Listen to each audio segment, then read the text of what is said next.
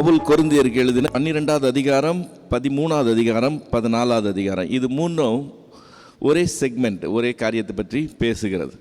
எதை பற்றி பேசுது? ஆவிக்குரிய வரங்களை பற்றி பேசுகிற வேத பகுதி.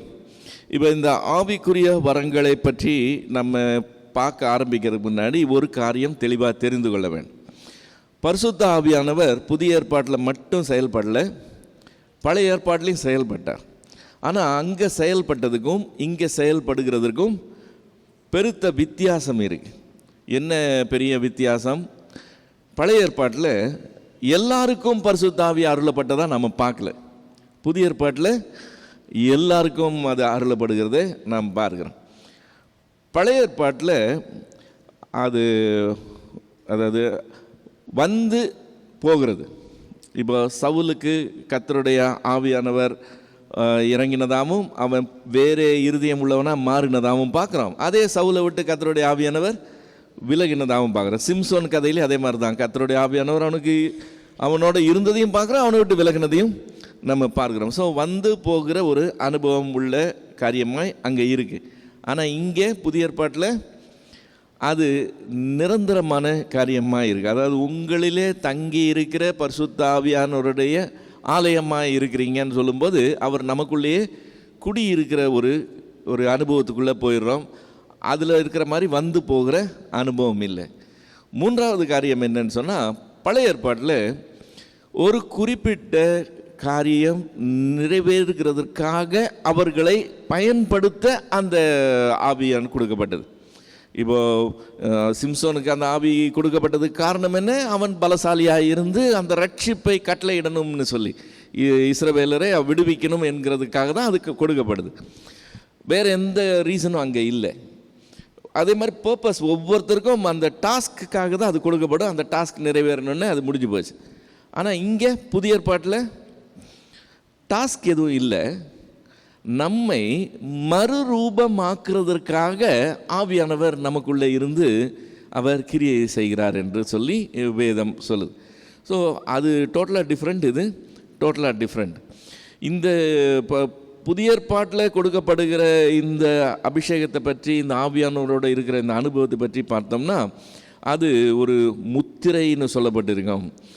அதாவது அச்சாரம், ஆவி என்னும் அச்சாரம்னு சொல்லப்பட்டிருக்கோம். அது ஒரு நிரந்தரமான ஒரு நித்தியத்துக்குள்ளே நம்ம போகிறதற்கு ஒரு முன்னோடியாக கொடுக்கப்படுகிற ஒரு அனுபவம் மாதிரி, ஒரு டோக்கன் ஆஃப் அட்வான்ஸ் மாதிரி கொடுக்குற மாதிரி தேவன் ஆவியானவரை கொடுத்துருக்கிறதா புதிய ஏற்பாட்டில் பாருங்கள்.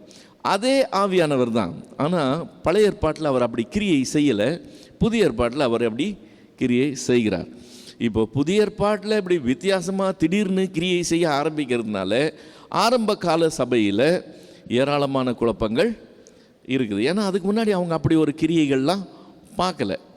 இப்போ நம்ம இந்த 12வது அதிகாரம், 13வது அதிகாரம், 14வது அதிகாரம் நம்ம கொரிந்தியருக்கு எழுதின காரியத்தை நம்ம பார்க்கும்போது இன்றைக்கி 21வது நூற்றாண்டில் இருக்கிற நமக்கு ஏகப்பட்ட குழப்பங்கள் ஏற்கனவே இருக்குது. 21 நூற்றாண்டுகள் தாண்டி வந்திருந்தாலும் இந்த சப்ஜெக்டை குறித்த சர்ச்சைக்கு குறைச்சலே கிடையாது. அந்த பாயிண்ட்டை ஓப்பன் பண்ணாலே 4 பேர் இருந்தால் 40 விதமான பாயிண்ட் ஆஃப் வியூ இருக்கும். எல்லாம் ஆளுக்கு ஒன்று சொல்லுவாங்க. இப்போ நம்ம இந்த வேத பகுதிக்குள்ளே போகிறதுக்கு முன்னாடி 2 காரியத்தை தெளிவாக தெரிந்து கொள்வோம். ஒன்று என்னன்னு சொன்னால், காலாகாலமாய் போதிக்கப்பட்டதெல்லாம் கரெக்டாக தான் இருக்கணுன்ற அவசியம் கிடையாது. காலாகாலமாக போதிக்கப்பட்டு காலகாலமாய் தலைமுறையாய் சொல்லப்பட்டு வந்த காரியங்கள், நம்ம கேள்விப்பட்ட காரியங்கள், நமக்கு விடாமல் போதிக்கப்பட்ட காரியங்கள் கரெக்டாக தான் இருக்கணுன்ற அவசியம் கிடையாது. அதில் கூட மிஸ்டேக்ஸ் இருக்க வாய்ப்பு உண்டு. நம்பர் 2 என்னன்னு சொன்னால், நமக்கு ஆவிக்குரிய அனுபவங்கள் சில இருக்கலாம். அந்த ஆவிக்குரிய அனுபவங்களின் அடிப்படையில் நம்ம ஒரு அண்டர்ஸ்டாண்டிங்குள்ளே வரோம் பார்த்தீங்களா? அந்த அனுபவமோ அல்லது அந்த அண்டர்ஸ்டாண்டிங்கோ கூட கேள்விக்குறியாக இருக்கிறதுக்கு வாய்ப்பு உண்டு.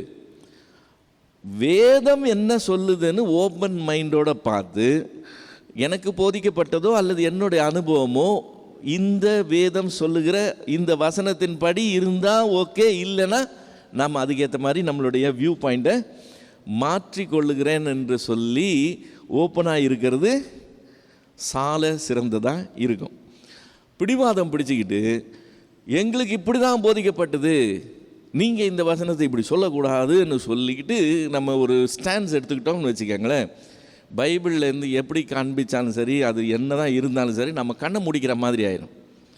இதுதான்னு சொல்லி நம்ம டிசைட் பண்ணிட்டோம், நம்ம அதிலே தான் நின்றுக்கிட்டு இருக்கிற மாதிரி ஆயிரும். வேதம் என்ன சொல்லுதுன்றதை பார்த்து, வேதம் சொல்லுகிறது நம்மளுடைய கண்ணோட்டமாக இருக்கிறதுக்கு நம்ம ஒப்பு கொடுக்கறது சரியான காரியமாக இருக்கும். ஸோ இப்போ இதில் இந்த வரங்கள் அப்படிங்கிற வார்த்தையை நம்ம பார்க்க போனோம்னு சொன்னால், அதுக்கு கிரேக்க பதம் கரிஸ்மா.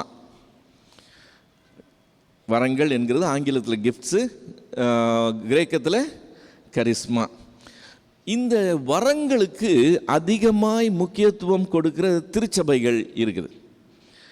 அவங்களுக்கு வரங்கள் இருந்தால் தான் அங்கே ஆவியானவர் இருக்கிறார். ஒருவன் வரத்தை செயல்படுத்தினா தான் அவன் அபிஷேகம் பெற்றவனாக இருக்கிறான் அப்படிங்கிற ஒரு தீர்மானமான ஒரு முடிவில் இருப்பாங்க. இப்போ அந்நிய பாஷை பேசுகிறதா இருந்தாலும் சரி, தீர்க்கதரிசனம் சொல்கிறதா இருந்தாலும் சரி, குணமாக்குறதா இருந்தாலும் சரி, பிசாசு வரட்டுறதா இருந்தாலும் சரி, எதுவாக இருந்தாலும் சரி, அதெல்லாம் கண்டிப்பாக சபைக்குள்ளே இருந்தாகணும், செயல்படணும் என்று சொல்லி ஊக்குவிக்கிற ஒரு விதமான போதனை. இப்படி வரங்களுக்கு முக்கியத்துவம் கொடுத்து செயல்படுகிற இந்த சபைகளுக்கு பேர் கரிஸ்மேட்டிக் சர்ச்சஸ். ஏன்னா அவங்க கரிஸ்மாவுக்கு இம்பார்ட்டன்ஸ் கொடுக்குறாங்க. மற்ற எதுக்கு கொடுக்குற இம்பார்ட்டன்ஸை விட கரிஸ்மாவுக்கு இம்பார்ட்டன்ஸ் கொடுக்குறாங்க, கிஃப்ட்ஸுக்கு இம்பார்ட்டன்ஸ் கொடுக்குறாங்க. அதனால் அதுக்கு பேர் கரிஸ்மேட்டிக் சர்ச்சஸ். இப்போது இவங்களை பொறுத்த வரைக்கும் அபிஷேகம் பெற்றிருந்தால் என்ன இருக்கணும்? வரங்கள் இருக்கணும். வரங்கள் செயல்படணும். எக்ஸ்பிளிசிட்டாக வெளியில் ஓப்பனாக எல்லார் முன்னாடியும் அது டெமான்ஸ்ட்ரேட்டிவாக செயல்படணும். அப்படி செயல்பட்டால் தான் ஆவியானவர் இருக்கிறாருன்னு அர்த்தம் என்கிற ஒரு ஒரு லைனில் போவாங்க. இப்போ நம்ம அப்படி அதை எடுத்துக்கும்போது ப்ராப்ளம் என்னன்னு சொன்னால், அவங்க மோஸ்ட்லி அப்போஸ்தலர் நடபடிகளை பேஸாக வச்சுக்குவாங்க.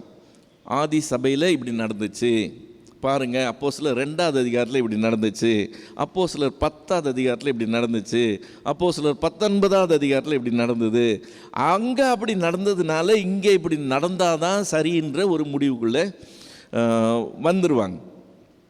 இப்போ இதில் சரித்திரம் ரொம்ப முக்கியம். இப்போ அப்போஸ்தலர் நடபடிகள் திருச்சபையினுடைய துவக்கத்தை பற்றி பேசுகிற ஒரு வேத பகுதி.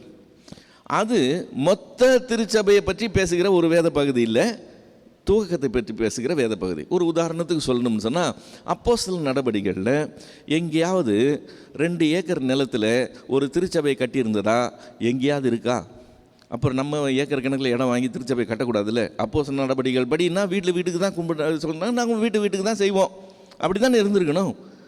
நம்ம அப்படி செய்யலைல்ல. ஏன்?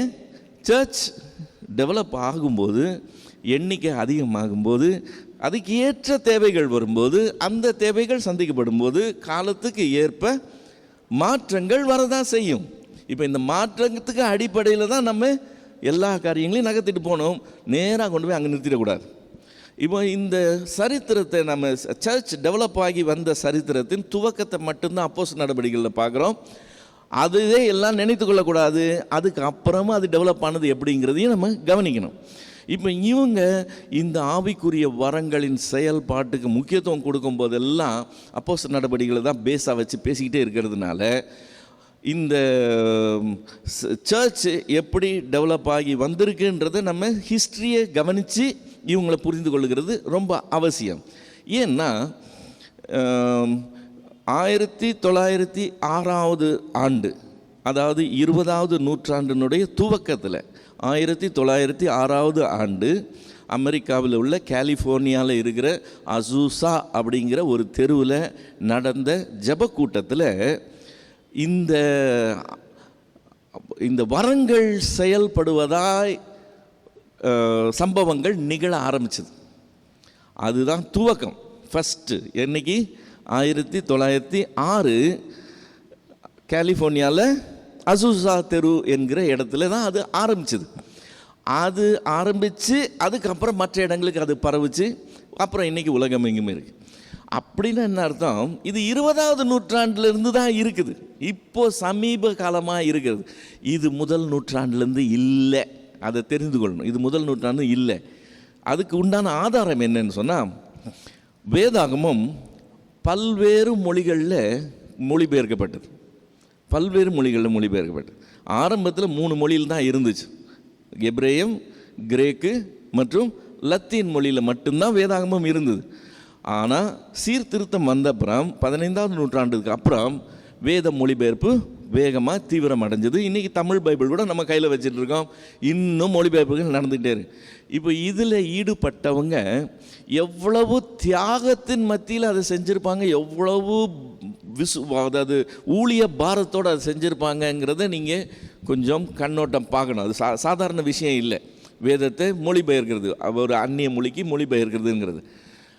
அதை செஞ்சவங்களும் சரி, தூர தேசங்களுக்கு சுவிசேஷத்தை சுமந்து செல்லணும் என்று சொல்லி தங்கள் வாழ்க்கையவே தியாகம் பண்ணினவங்களும் சரி, இந்த 20ஆவது நூற்றாண்டில் இந்த கலாட்டா ஆரம்பிக்கிறதுக்கு முன்னாடி வரைக்கும் யாருமே இந்த ஆவிக்குரிய என்ன சொல்கிறது வரங்களை வெளிப்படையாக செய்து கொண்டிருந்தவங்களாக இல்லை. மறுபடியும் சொல்கிறேன், 1ஆவது நூற்றாண்டு துவங்கி 20ஆவது நூற்றாண்டு வரைக்கும் அந்த 19 நூற்றாண்டுகளாய் இது இல்லாத காரியம். முதல் நூற்றாண்டில் ஆரம்பத்தில் தான் இருந்தது. ஆனால் அதுக்கப்புறம் சபையில் அதற்குண்டான முக்கியத்துவம் இல்லாமல் போய் மற்ற காரியங்கள் எல்லாம் நடந்துருச்சு. சமீப காலத்தில் தான் அதுக்கு முக்கியத்துவம் கொடுத்து அதை நடுவில் கொண்டு வந்து வச்சு இதுதான் எல்லான்ற அளவுக்கு ஒரு பிக்சர் கொடுக்கப்படுது. அதனால் இதில் நம்ம தெளிவாக இருக்கணும். இது சபையினுடைய வரலாறு இல்லை அப்படின்னா, பைபிளில் இவங்க அப்பப்போ அப்போஸ்தலர் நடவடிக்கைகளை பற்றி கோட் பண்ணும்போது அது அவ்வளோ சரியாக இருக்காதுங்கிறத நம்ம தெரிந்து கொள்ளணும். ஏன்னா இப்போ இதெல்லாம் இல்லாதவங்க, ஆவி இல்லாதவங்க, இப்படி இல்லாதவங்கலாம் அபிஷேகம் இல்லாதவங்கன்னு சொன்னால், அப்போது கர்த்தருக்காக செயற்கரிய காரியங்களை செய்து முடித்தவங்க ஆவி பெறாதவங்க, அவங்கெல்லாம் அபிஷேகமே இல்லாதவங்கன்னு சொல்லி ஆயிரும். கர்த்தர் அவங்கள கொண்டு பெரிய இருக்கிறார். அதனால் அதை அப்படி ஈஸியாக பேசிட்டு போக முடியாது, அந்த சரித்திரத்தை நம்ம கவனிக்கிற வரைக்கும். சரி, இந்த கொரிந்து சபைக்கு ஒரு இன்ட்ரடக்ஷன் இருக்குது. இந்த கொரிந்து சபை ரொம்ப விசேஷமான ஒரு சபை. இந்த சபை மாதிரி பவுல் வேறு எந்த சபைக்கும் சொல்லவே இல்லை. ஏன்னா இந்த சபையில் இருந்த அந்த சூழ்நிலை, அந்த நிலவரமே முற்றிலும் வித்தியாசம். 1 கொரிந்தியர் 1ஆவது அதிகாரம் 7ஆவது வசனத்தில் அது என்ன நிலவரம்னு சொல்லுகிறான்.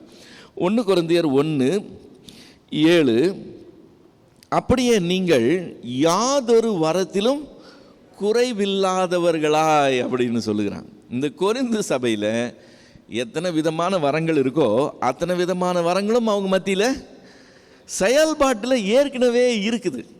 இப்போ இதே வார்த்தையை எபேசு சபைக்கு சொல்லலை, பிலிப்பியருக்கு சொல்லலை, வேறு யாருக்கும் சொல்லலை, கொரிந்தியருக்கு மட்டும்தான் சொல்கிறான். நீங்கள் சகல யாதொரு வரத்திலும் குறைவில்லாதவர்களாக இருக்கிறீங்க அப்படின்னு சொல்லி. இப்போ இப்படி வரங்களினால நிரம்பி இருந்த சபைக்கு பவுல் இந்த வரங்களில் என்னென்ன வித்தியாசம்னு காண்பித்து அதுலேயே கனத்துக்குரியது எது, கனம் குறைந்தது எது அப்படிங்கிறதையும் அவங்களுக்கு காண்பிக்கிறதுக்காக இந்த வேத பகுதியை பயன்படுத்துகிறான். 12ஆவது அதிகாரம் துவங்கி. ஸோ நம்ம அதை தான் பார்க்க போகிறோம். இப்போ 12ஆவது அதிகாரம் முதல் வசனத்தில் பவுல் சொல்லுகிறது என்னென்னா, அன்றியும் சகோதரரே, ஆவிக்குரிய வரங்களை குறித்து நீங்கள் அறியாதிருக்க எனக்கு மனதில்லை. இப்போ இந்த கொரிந்தியருக்கு எழுதின இந்த நிருபத்துக்கு ஒரு குறிப்பிட்ட நோக்கம் இருக்குது. என்ன நோக்கம்? அவங்க சில டவுட்ஸ் கேட்டு அனுப்புனாங்க. அவங்ககிட்ட எழுதி அனுப்புனாங்க, எங்களுக்கு இது பற்றியெல்லாம் எங்களுக்கு விளக்கங்கள் வேணும்னு எழுதி அனுப்புனாங்க. அதுக்கு பதில் சொல்கிறதுக்காக நீங்கள் எழுதி அனுப்புனதுக்கு இதுதான் பதில்னு சொல்லுகிறான். அவங்கள சில காரியங்களில் தெளிவு பண்ணுறதுக்காக, அவங்களுக்கு சில காரியங்களை தெளிவாய் விவரிக்கிறதுக்காக இந்த நிருபம் பயன்படுத்தப்படுது. 7ஆவது அதிகாரம் 1ஆவது வசனத்துலேயும் சரி, 10ஆவது அதிகாரம் 1ஆவது வசனத்துலேயும் சரி, அவங்க கேட்டு அனுப்புனதற்கு பதிலாக தான் இதை சொல்லுகிறான்றதை தெளிவாக சொல்கிறதை பார்க்குறான். இப்போ இந்த 12ஆவது அதிகாரம் 1ஆவது வசனத்தில் என்ன சொல்லுகிறான்? இந்த குறிப்பிட்ட காரியத்தை குறித்து நீங்கள் போதுமான ஒரு நாலேஜ் இல்லாமல் இருக்கிறது எனக்கு இஷ்டம் இல்லை, அதனால் நான் உங்களுக்கு டீட்டெயில்ஸ் கொடுக்க விரும்புகிறேன் என்று சொல்லி ஸ்டார்ட் பண்ணுறான். இப்போ இதில் ஆவிக்குரிய வரங்களை குறித்து அப்படின்னு தமிழில் இருக்கு இல்லையா, ஆங்கிலத்தில் கிஃப்ட்ஸ் ஆஃப் த ஹோலி ஸ்பிரிட்னு இருக்குது. ஆனால் அந்த கிஃப்ட்ஸோ அல்லது இந்த வரங்கள்னோ இருக்கிற அந்த வார்த்தை இருக்குல்ல, அதுக்கு என்ன வார்த்தை, கிரேக்க வார்த்தை இருந்திருக்கணும்? கரிஸ்மா இருந்திருக்கணும். நம்ம ஒரிஜினல் எடுத்து பார்த்தோம்னா, கிரேக்க மொழியில் பார்த்தோம்னா 12வது அதிகாரம் 1 வசனத்தில் அந்த வரங்கள் என்கிற வார்த்தையே இல்லை. அப்போ அந்த வரங்கள் என்கிற வார்த்தை இல்லாமல் நீங்கள் அந்த சென்டென்ஸை வாசித்தீங்கன்னா அவங்களுக்கு ஆவிக்குரிய காரியங்களை குறித்து விவரம் கொடுக்கறதுக்காக அவன் இதை எழுதுகிறதா அர்த்தம் வரும். நம்ம அந்த அர்த்தத்தில் தான் இதை பார்க்கணும், சரியா? ஏன்னா ஒரிஜினலில் அந்த வரங்கள் என்கிற வார்த்தை இல்லை, சரியா? ஓகே, இப்போ 12வது அதிகாரம் 2வது வசனத்துக்கு வந்தோம்னா, நீங்கள் அஞ்ஞானிகளாக இருந்தபோது ஏவப்பட்டபடியே ஊமையான விக்கிரகங்களிடத்தில் மனதை செலுத்தினீர்கள் என்று உங்களுக்கு தெரியுமே. இப்போ என்ன செய்கிறான்? நீங்கள் கிறிஸ்துவை ஏற்றுக்கொள்ளுகிறதற்கு முன்னால் ஒரு விதமாக ஜீவிச்சிங்கல்ல, அப்போ என்ன விதமாய் ஜீவிச்சோம்னு உங்களுக்கு தெரியுமேன்னு சொல்லி அவங்களுக்கு அதை ஞாபகப்படுத்துகிறான். அவங்களுடைய மனசை கொஞ்சம் பின்னோக்கி திரும்பி பாருங்க அப்படின்னு சொல்லி சொல்லுகிறான். இதுவும் பவுலினுடைய அப்ரோச்சில் ஒன்று. அவன் எப்போவுமே முன்னாடி உள்ளதை சுட்டி காட்டுகிற பழக்கம் உண்டு. நம்ம கொரிந்தியருக்கு ஓகே, எபேசியர் 2வது அதிகாரம் 11, 12 பார்த்தாலும் சரி, ரோமர் 6வது அதிகாரம் 17வது வசனம் பார்த்தாலும் சரி, இந்த கொரிந்தியருக்கே 6வது அதிகாரம் 11வது வசனத்துலேயும் சரி, அந்த பழசை அவங்களுக்கு ஞாபகப்படுத்துறது அவனுடைய பழக்கம். இப்போ பழசை ஞாபகப்படுத்துறது நல்லதா கெட்டதா? ரொம்ப நல்லது. ஏன்னா நம்ம எப்படிப்பட்ட இருட்டில் இருந்தோம்னு தெரிஞ்சாதான் எப்படிப்பட்ட வெளிச்சத்தில் இருக்கிறோம்ங்கிறத நம்ம கிரகிக்க முடியும். இல்லைன்னா நமக்கு கையில் இருக்கிறது எவ்வளோ பெரிய பாக்கியம்னு நமக்கு தெரியாது. நம்ம எந்த நிலையில் இருந்தவங்க இப்போ இந்த நிலைக்கு வந்திருக்கிறோம்னு தெரியணும்னா அதை கொஞ்சம் கொஞ்சம் ஞாபகப்படுத்திகிட்டே இருக்கிறது நல்லது. பவுல் அதை அவங்களுக்கு ஞாபகப்படுத்துகிறான். 3வது வசனத்துக்கு வந்தோம்னா, ஆதலால் தேவனுடைய ஆவியினாலே பேசுகிற எவனும் இயேசுவை சபிக்கப்பட்டவன் என்று சொல்ல மாட்டான் என்றும், பரிசுத்த ஆவியினாலே அன்றி இயேசுவை கர்த்தர் என்று ஒருவனும் சொல்லக்கூடாது என்றும் உங்களுக்கு தெரிவிக்கிறேன். உங்களுக்கு தெரிவிக்கிறேன்னு என்ன அர்த்தம்? அவங்களுக்கு தெரியல, தெரியப்படுத்துறான்றது இல்லை. அது ஒரு தீர்க்கமான வார்த்தை. அதில் வாக்குவாதம் பண்ணுறதுக்குலாம் இடம் இல்லை. இதுதான் மேட்டர், இதை தெரிஞ்சுக்கோ அப்படின்னு சொல்கிற தோரணை. நான் உங்களுக்கு இதை தெரிவிக்கிறேன். என்ன தெரிவிக்கிறேன்? 2 காரியம் சொல்லுகிறேன். ஒன்று என்னது? பரிசுத்த ஆவியினாலே அன்றி இயேசுவை கர்த்தர் என்று ஒருவனும் சொல்லக்கூடாது. அப்போ இயேசுவை கர்த்தர் என்று சொல்லுகிறவன் என்ன பெற்றிருக்கிறான்? அப்போ அடையாளமே என்னது? பரிசுத்தாவியை பெற்றிருக்கிறான்றதுக்கு அடையாளமே என்னது? இயேசுவை கர்த்தர் என்று வாய் விட்டு ஒருத்தன் சொன்னான்னாலே அவன் அபிஷேகம் பெற்றிருக்கிறான்ங்கிறது பவுலினுடைய காரியம். அதுக்கு வரங்கள் பற்றி பேசலை, அந்நிய பாஷைகள் பற்றி பேசலை, வேறு எந்த காரியத்தையும் பற்றியும் பேசலை. இயேசு கிறிஸ்துவை கர்த்தர்னு ஒருத்தன் ஒப்புக்கொண்டு அதை அறிக்கையிடுகிறான்னு சொன்னால் அது பரிசுத்தாவியினாலே அன்றி ஒருவனாலேயும் அதை செய்ய முடியாதுங்கிறது பவுலினுடைய காரியம். இதை நான் உங்களுக்கு தெரிவிக்கிறேன். இது நான் என்னுடைய ஒப்பீனியன், நீங்கள் இதை கன்சிடர் பண்ணுங்கன்றதெல்லாம் இல்லை. இதுதான் ஃபேக்ட் ஆஃப் த மேட்டர், இதுதான், இதை நீங்கள் தெரிஞ்சுக்கங்க அப்படின்ற காரியம். அப்படி இயேசுவை கர்த்தர் என்று அறிக்கை பண்ணுகிறவன் என்ன செய்ய மாட்டானா?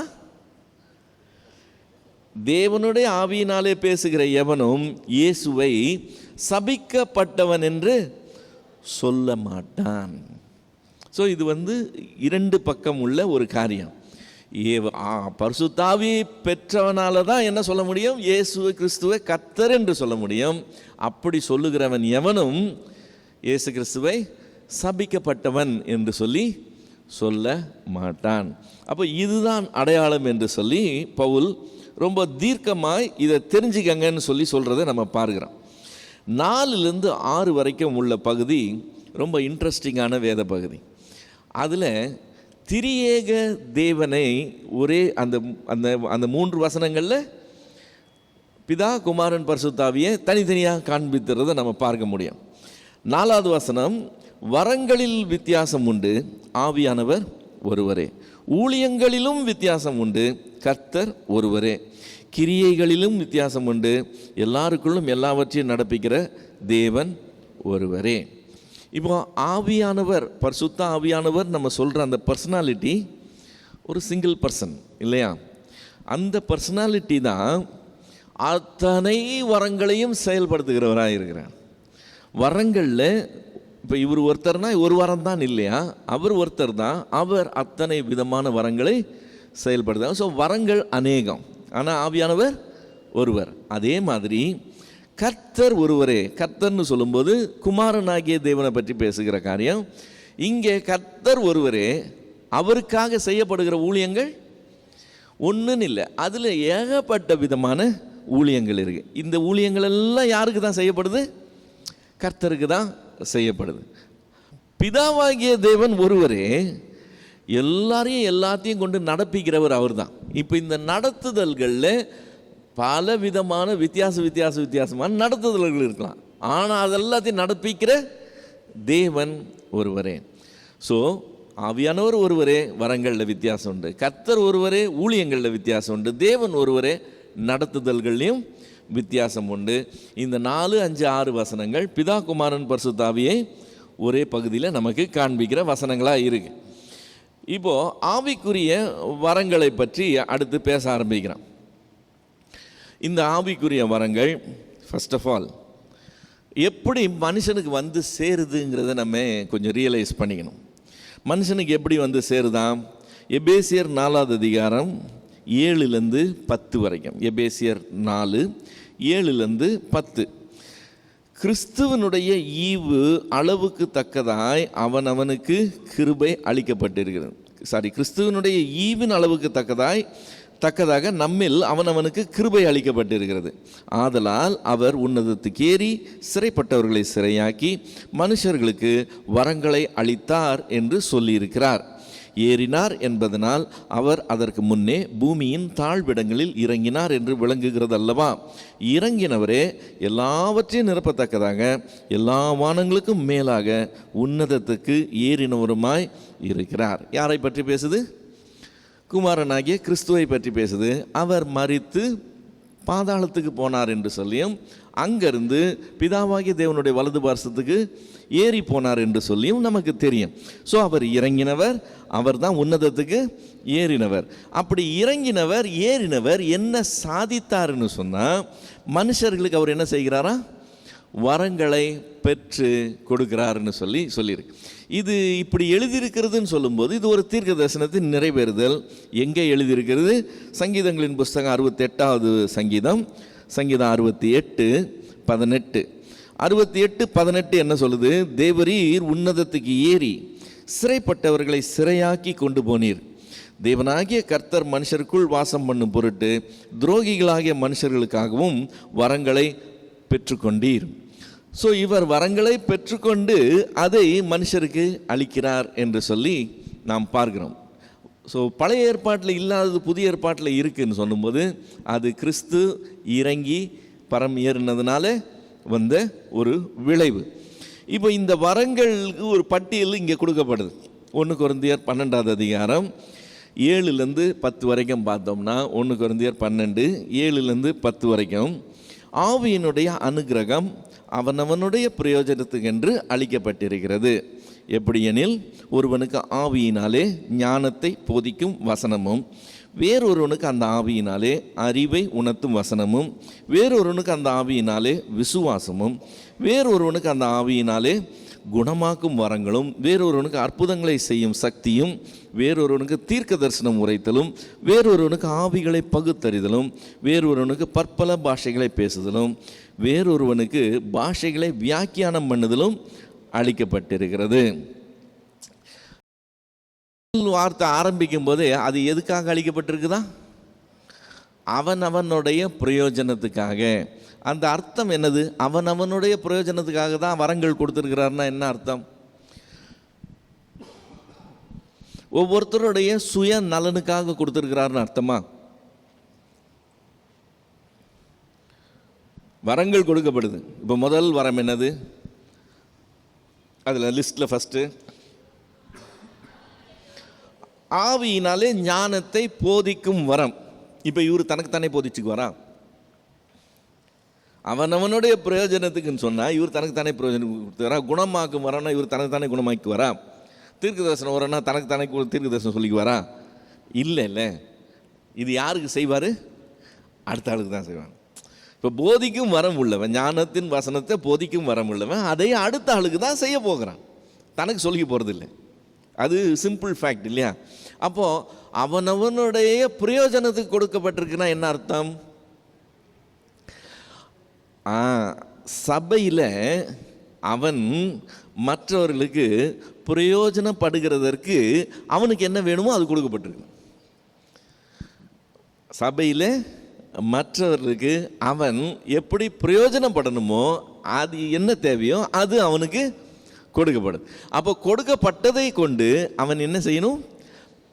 பிறருக்கு பிரயோஜனமாய் அதை பயன்படுத்தணும். அதுதான் அவனவனுடைய பிரயோஜனத்துக்காக கொடுக்கப்படுது. என்னெல்லாம் கொடுக்கப்பட்டிருக்கிறது?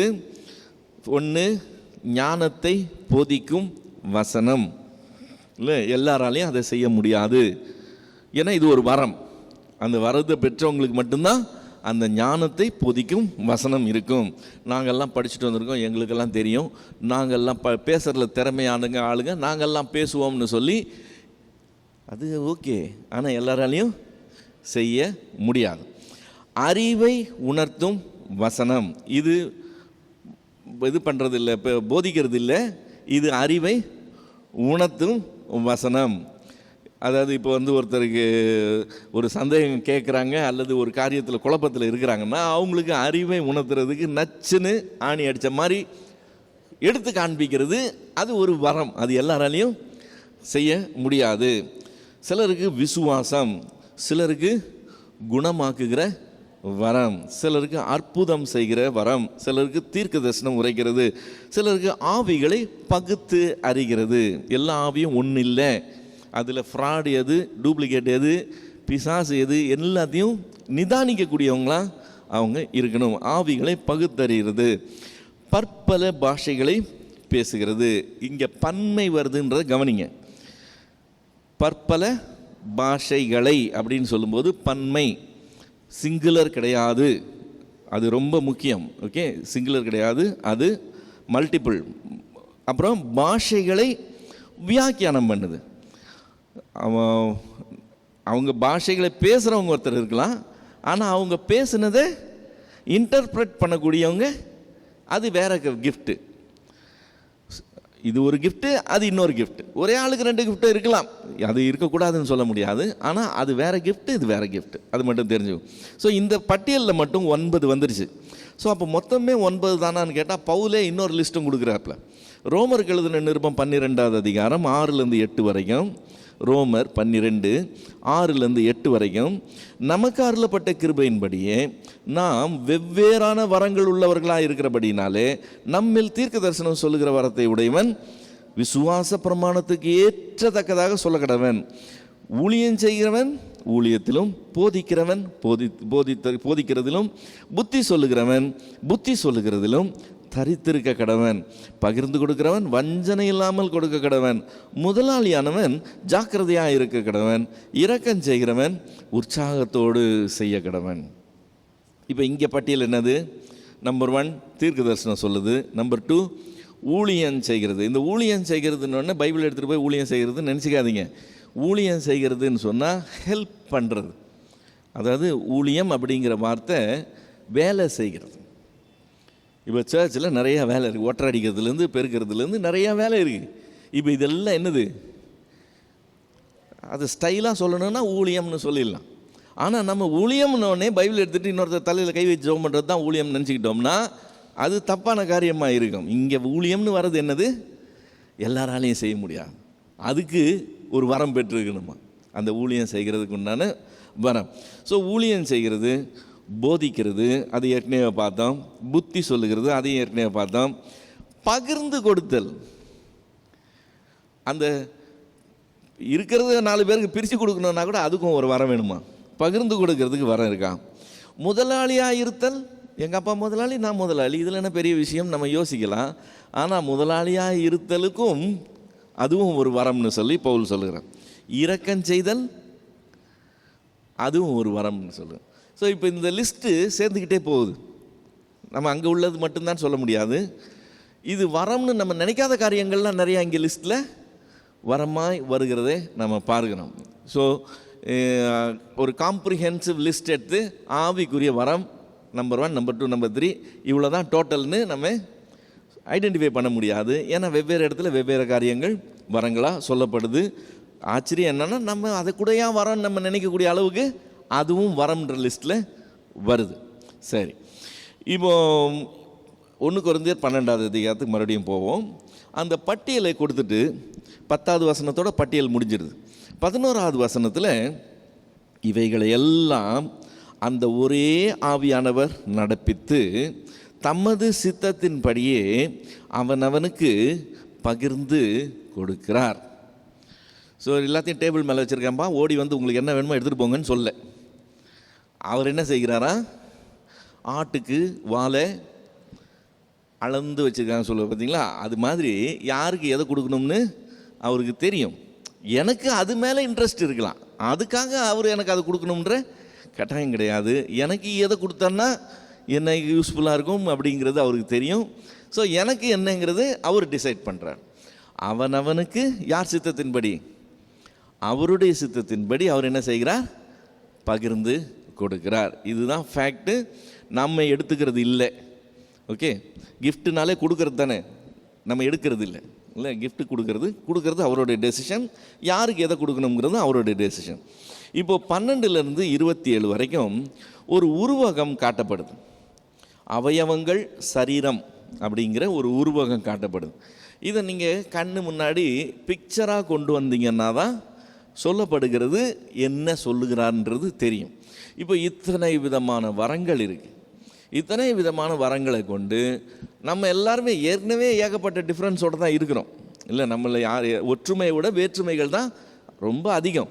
அந்த வேற்றுமைகள் மத்தியில் நம்ம ஆவியில் ஒருமனப்பட்டவர்களாக கர்த்தரிடத்தில் வந்தால், இங்கே வரங்களில் வேறு வித்தியாசம் வந்துருச்சுன்னு சொல்லும்போது, இந்த வாரம் பெருசா, அந்த வாரம் பெருசா, இந்த வாரம் சென்ட்ரலில் இருக்கணுமா, அந்த வாரம் சென்ட்ரலில் இருக்கணுமா, இல்லை இதுக்கு அடுத்து அது வரணுமா, அதுக்கு அடுத்து இது வரணுமா, இதெல்லாம் யாரும் யாருக்கும் விட்டு கொடுக்க மாட்டாங்க. அவங்கவுங்களுக்கு அவங்கவுங்க வரம் தான். அப்போது இதுக்கு அவன் ஒரு உருவகம் காமிக்கிறான்.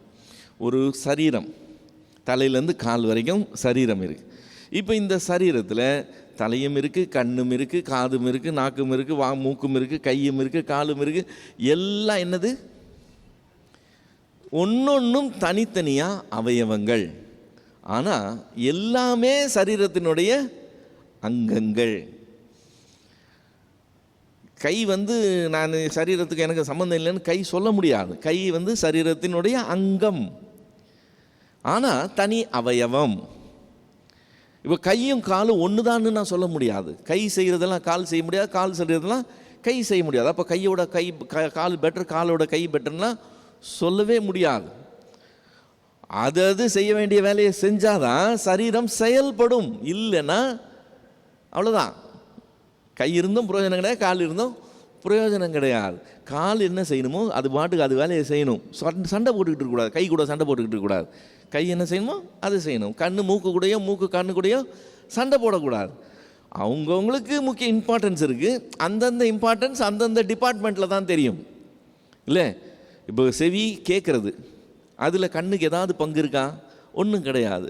கண்ணு பார்க்குறது, அதில் செவிக்கு எந்த பங்கும் கிடையாது. ஸோ இந்த டிபார்ட்மெண்ட்டில் இதுதான், அந்த டிபார்ட்மெண்ட்டில் அதுதான்ற மாதிரி சரீரம் என்று சொல்லி இது எல்லாம் சேர்ந்தது தான் சரீரம். அதே சமயத்தில் அது எல்லாம் தனித்தனி அவயவம், ஆனாலும் சரீரத்தின் அங்கம்.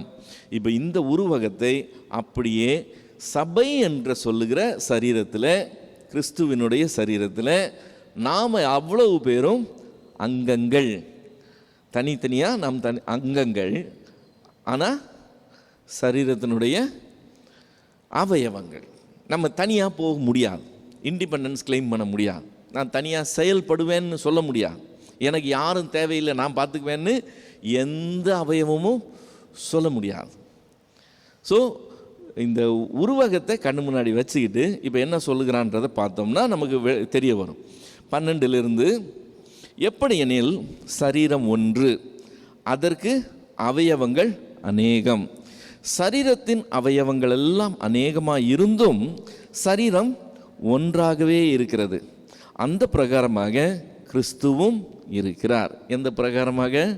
அவயவங்கள் அநேகமாக இருந்தும் சரீரம் ஒன்றாக இருக்கிறது போல கிறிஸ்துவும் இருக்கிறார். ஓகே, நாம் யூதராயினும் கிரேக்கராயினும் அடிமைகளாயினும் சுயாதீனராயினும் எல்லாரும் ஒரே ஆவியினாலே ஒரே சரீரத்துக்குள்ளாக ஞானஸ்நானம் பண்ணப்பட்டு எல்லாரும் ஒரே ஆவிக்குள்ளாகவே தாகம் தீர்க்கப்பட்டோம். நம்மளுக்குள்ள வேற்றுமைகள் தான் அதிகம்னு சொன்னேன், ஒற்றுமைகள் ரொம்ப கம்மி. ஆனால் அத்தனை வேற்றுமை உள்ளவர்கள் ஒரே ஆவியினாலே ஒரே ஞானஸ்தானத்தினால நம்ம என்ன செய்யப்பட்டிருக்கோம்? தாகம் தீர்க்கப்பட்டு இருக்கிறோம். இதுதான் ஒற்றுமை. அந்த ஒற்றுமை அதை ஒரே சரீரமாக மாற்றுது. சரீரமும் ஒரே அவயவமாக இராமல் அநேக அவயவங்களாக இருக்கிறது. இப்போ மூளை ரொம்ப முக்கியம்தான். அதுக்காக உடம்பே மூளைன்னு சொல்ல முடியாதுல்ல. மூளை இல்லாமல் ஒன்றுமே கிடையாது. அதுக்காக மூளை தான் ஒத்த உடம்பு சரீரம்னு சொல்ல முடியாது. சரீரம் ஒன்றாக இருந்தாலும் அது ஒரே அவயவமாக இராமல் அநேக அவயவங்களாக இருக்கிறது. காலானது நான் கையாய் இராதபடியினாலே நான் சரீரத்தின் அவயவம் அல்ல என்றால் அதனாலே அது சரீரத்தின் அவயவமாய் இராதோ? காதானது நான் கண்ணாய் இராதபடியினால் நான் சரீரத்தின் அவயவம் அல்ல என்றால் அதனாலே அது சரீரத்தின் அவயவமாய் இராதோ? சரீரம் முழுவதும் கண்ணானால் செவி எங்கே? அது முழுவதும் செவியானால் மோப்பம் எங்கே? தேவன் தமது சித்தத்தின்படி அவயவங்கள் ஒன்றொன்றையும் சரீரத்திலே வைத்தார். ஸோ நம்ம பெரிய ஆளோ சின்ன ஆளோ, ரொம்ப கெப்பாசிட்டி உள்ளவங்களோ ரொம்ப கெப்பாசிட்டி கம்மியாக உள்ளவங்களோ யார் வச்சிருக்கிறா? தேவன் வைத்திருக்கிறார்.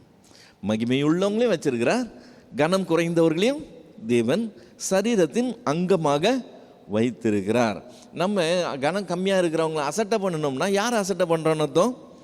இதை பிளான் பண்ண தேவனை நாம் அசட்டை பண்ணுறோம்னு அர்த்தம்.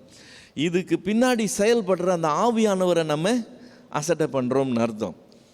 ஸோ கனம் இருக்கிறதுனால கனம் இல்லாதவங்கள ஒன்றும் இல்லை நினச்சிக்கூடாது. பத்தியா நான் இப்படி இவ்வளோ பெரிய நான் தான் இந்த ஊழியத்தை இப்படி செஞ்சாங்க, அவங்க என்னது போஸ்டர் தான் ஓட்டுறாங்கன்னு நினச்சிக்கூடாது. அவங்க போஸ்டர் ஓட்டுறாங்க சரி, அவங்க அந்த ஊழியம் செய்கிறாங்க. அவங்கள தேவன் அதுக்காக வச்சிருக்கிறார். உன்னை மேடையில் ஏற்றி பேச வைக்கிறாருன்னா கனமான ஊழியம் செய்கிறார். நீ தான் ஸ்பாட்லைட்டில் இருக்கிற, எல்லாரும் உன்னை தான் பார்க்குறாங்க, உன் பேர் தான் பேசப்படுது. அதுக்காக நீ தான் எல்லான்னு வந்துடக்கூடாது. இதில் எல்லாருக்கும் தேவனுக்கு முன்னாடி காரியம் இருக்குது. தேவன் எல்லாரையும் கொண்டு எல்லாத்தையும் செய்து கொண்டு இருக்கிறார். அதனால் சின்ன காரியமோ பெரிய காரியமோ இதில் நம்ம என்ன சொல்கிறது, நான் இதை செய்கிறேன் அதனால் எனக்கு அது தேவையில்லை அப்படின்னு சொல்ல முடியாது. ஸோ தேவன் தமது சித்தத்தின்படி அவயவங்கள் ஒன்றொன்றையும் சரீரத்தில் வைத்தார். அவையெல்லாம் ஒரே அவயவமாக இருந்தால் சரீரம் எங்கே? அவயவங்கள் அநேகமாக இருந்தும் சரீரம் ஒன்றே. கண்ணானது கையை பார்த்து நீ எனக்கு வேண்டுவதில்லை என்றும், தலையானது கால்களை நோக்கி நீங்கள் எங்களுக்கு வேண்டுவதில்லை என்றும் சொல்லக்கூடாது. அதிகமான கெப்பாசிட்டி உள்ளவங்க ஆக்சுவலாக ரொம்ப கனம் குறைந்தவர்களாக இருக்கிறவங்கள பார்த்து இதை சொல்கிறாங்க. நீ இல்லைனாலும் வேலை நடக்கும், நீ நவுந்துரு, நாங்கள் பார்த்துக்குவோம்னு சொல்லி அவங்கள அலட்சியப்படுத்துகிறாங்க. ஆனால் இவன் சொல்கிறான், அப்படி சொல்லக்கூடாது. சரீர அவயவங்களில் பலமுள்ளவைகளாய் காணப்படுகிறவைகளோ பலமுள்ளவைகளாய் காணப்படுகிறவைகளே மிகவும் வேண்டியவைகளாக இருக்கிறது. மாற்றி சொல்கிறேன்னா, பலவீனமாய் உள்ளவைகளாக இருக்கிறதே காணப்படுகிறவர்களே மிகவும் வேண்டியவைகளாக இருக்கிறது. மேலும் சரீர அவயவங்களில் கனவீனமாய் காணப்படுகிறதுக்கே அதிக கனத்தை கொடுக்குறோம். இப்போ நம்மளுடைய பாடி எடுத்துக்கிட்டோம்னா, பாடியில் ரொம்ப ஸ்ட்ராங்காக செயல்படுறது கையோ காலோ ஸ்ட்ராங்காக செயல்படுது. ஆனால் கண் ரொம்ப சென்சிட்டிவான ஒன்று. இப்போ இந்த கண்ணுக்கு ஒன்றுனா ஃபஸ்ட்டு ப்ரொடெக்ட் பண்ணுறது என்னது? கை தான் வரும் டக்குன்னு, இல்லை? இப்போ இந்த கை அந்த கண்ணை ப்ரொடெக்ட் பண்ணுறதுக்காகவே ஆண்டவர் வச்சுருக்கார். நம்மளை அறியாமல் நம்ம கை நமக்கு கண்ணுக்கு முன்னாடி வந்துடும். ஏன்னா கண்ணால் தன்னைத்தானே ப்ரொடெக்ட் பண்ணிக்க முடியாது. ஆனால் அது ரொம்ப சென்சிட்டிவான, ரொம்ப அவசியமான ஒரு காரியம். அதை காம்ப்ரமைஸ் பண்ண முடியாது. அதனால் இன்னொரு அவயவம் அதை ப்ரொடெக்ட் பண்ணுறதா இருக்குது. நான் இல்லைன்னா நீ செத்து போயிடுவ அப்படின்னு கை கண்ணை பார்த்து சொல்லிகிட்டு இருக்கக்கூடாது, இல்லை? அதுதான் சொல்கிறாப்புல, பலவீனமாக இருக்கிறதுக்கு அதிக கனம் இருக்கான். கனவீனமாக இருக்கிறதுக்கு அதிக கனம் கொடுக்கப்படுது. நம்மில் லட்சணம் இல்லாதவைகளே அதிக அலங்காரம் பெறும். நம்மில் லட்சணம் உள்ளவர்களுக்கு அலங்கரிப்பு தேவையில்லை. சரீரத்திலே பிரிவினை உண்டாயிராமல் அவயவங்கள் ஒன்றை குறித்து ஒன்று கவலையாய் இருக்கும்படி தேவன் கனத்தில் குறைவுள்ளதற்கு அதிக கனத்தை கொடுத்து இப்படி சரீரத்தை அமைத்திருக்கிறார். ஸோ யாருமே எந்த அவயவமே மற்ற அவயவத்தை நீ தேவையில்லைன்னு சொல்ல முடியாதபடிக்கு அதை ஸ்ட்ரக்சர் பண்ணியிருக்கிறார்.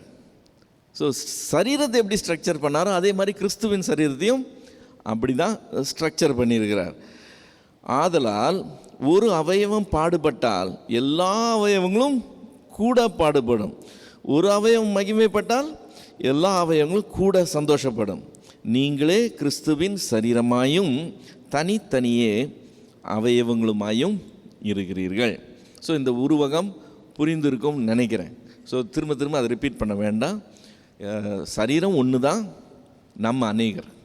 நம்ம அநேகர் எப்படி பொருந்துடும்? அதில் நம்ம ஒவ்வொருவரும் ஒவ்வொரு அவயவம், நம்ம ஒவ்வொருவரும் ஒவ்வொரு அவயவமாய் இருந்து கிறிஸ்துவின் சரீரமாய் செயல்பட அழைக்கப்பட்டிருக்கிறோம். இப்போது 28வது வசனத்துக்கு வந்தோம்னா, சபையில் வெவ்வேறு ஊழியங்களை தேவன் ஏற்படுத்தினார்னு சொல்கிறோம். தேவனானவர் சபையிலே முதலாவது அப்போஸ்தலரையும் இரண்டாவது தீர்க்கதரிசிகளையும், அப்படின்னா என்ன அர்த்தம்?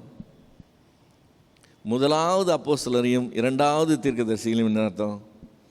பவுல் தான் அப்போஸ்தலனால அதை முன்னாடி கொண்டு வந்துட்டான், மற்றவங்களும் பின்னாடி வச்சிட்டான்னு அர்த்தமா? இல்லை. சபையில் தேவன் ஊழியங்களை வைத்திருக்கிறார். அந்த ஊழியங்களில் கூட எது ஃபஸ்ட்டு, எது அது கீழே வருது, அதுக்கு கீழே வருது என்னன்ற அந்த படிநிலை இருக்குது. நம்ம ஏற்படுத்துறது இல்லை, தேவன் அப்படி டிசைன் பண்ணியிருக்கிறார். முதலாவது அப்போஸ்தலரையும் இரண்டாவது தீர்க்கதரிசிகளையும் மூன்றாவது போதகர்களையும் பின்பு அற்புதங்களையும் பின்பு குணமாக்கும் வரங்களையும் ஊழியங்களையும் ஆளுகைகளையும் பலவித பாஷைகளையும் ஏற்படுத்தினார். மறுபடியும் இங்கே பாஷைகள் என்று சொல்லி பன்மையில் வரதை கவனிக்கவும். ஸோ ஊழியங்களில் வித்தியாசம் உண்டு, ஆனால் அதே சமயத்தில் அந்த ஊழியங்களில் முக்கியத்துவத்தினுடைய படிநிலையும் உண்டு.